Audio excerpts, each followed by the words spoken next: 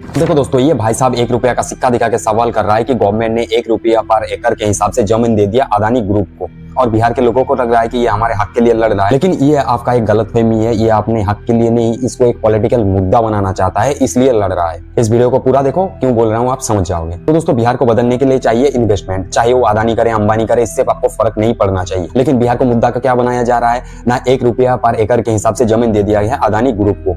अगर भाई साहब किसान के हक के लिए लड़ रहा था तो सवाल 1 रुपया सिक्का दिखा के पूछना नहीं चाहिए था। सवाल ऐसा होना चाहिए था कि आम जनता को बिजली किस रेट पे मिलेगा, और महंगा मिलेगा तो क्यों मिलेगा, क्या किसान को अपना जमीन का सही मुआवजा मिला, ये सवाल होना चाहिए। और प्रोजेक्ट के लिए उपजाऊ जमीन ही क्यों चुना गया, बंजर जमीन भी तो ले सकता हो। सवाल इस टाइप का होना चाहिए था। लेकिन भाई साहब को क्या ना, इसको एक पॉलिटिकल तमाशा बनाना था, इसीलिए ये सिर्फ 1 रुपया सिक्का देके ये सवाल पूछ रहा है कि 1 रुपया सिक्का में क्या होता है। तो देखो दोस्तों, 1 रुपया सिक्का में बहुत कुछ होता है। अभी बहुत लोगों का सवाल है कि 1 रुपये में सरकार जमीन क्यों दे दिया। तो देखो दोस्तों, अगर जमीन सस्ता मिलेगा तो प्राइवेट कंपनी आपके राज्य की तरफ अट्रैक्ट होगी और बड़े से बड़े प्रोजेक्ट लगाए जाएंगे। और सस्ता जमीन सभी कंपनी को नहीं दिया जाता है, जो बड़े से बड़े प्रोजेक्ट लाता है उन्हीं कंपनी को जाता है। जैसे पावर प्लांट हो गया, एयरपोर्ट हो गया, ये सब प्रोजेक्ट में क्या है ना, सस्ता जमीन दिया जाता है। और ये सस्ती जमीन देना पीपी मॉडल का हिस्सा है। पीपी मॉडल मतलब पब्लिक प्राइवेट और पार्टनरशिप। इस मॉडल में प्राइवेट कंपनी को चीप रेट पे जमीन दिया जाता है ताकि कंपनी अपना पैसे को टेक्नोलॉजी और प्रोजेक्ट में इन्वेस्ट कर सके। और ये सस्ता जमीन देना स्टेट गवर्नमेंट का एक डेवलपमेंट मॉडल भी होता है, जिसमें शॉर्ट टर्म में तो स्टेट गवर्नमेंट को नुकसान ही होने वाला है, लेकिन लॉन्ग टर्म में स्टेट गवर्नमेंट को फायदा मिलता है और अपने राज्यों को डेवलप करने का एक जरिया होता है। और ये चीप रेट में जमीन देना सिर्फ बिहार के अंदर ही नहीं दिया जा रहा है, आंध्र प्रदेश, तेलंगाना, गुजरात, ये सब स्टेट इसके पहले भी चीप रेट पे जमीन दे चुका है प्राइवेट कंपनी को।